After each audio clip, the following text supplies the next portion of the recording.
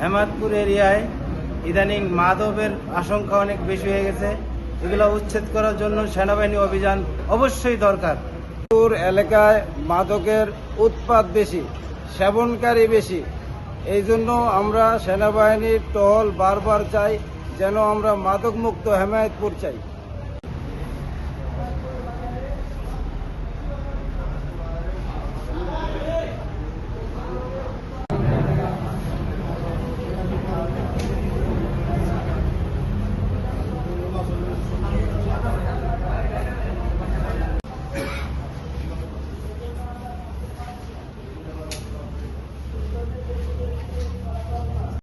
কি নাম তোমার? ফিরোজ।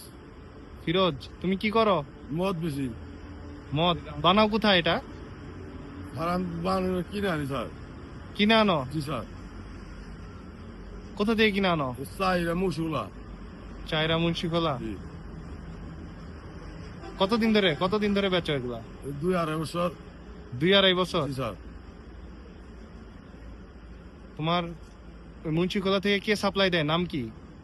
মগা সবন। স্বপন। ওইখানে কি বানায় ওরা? জি।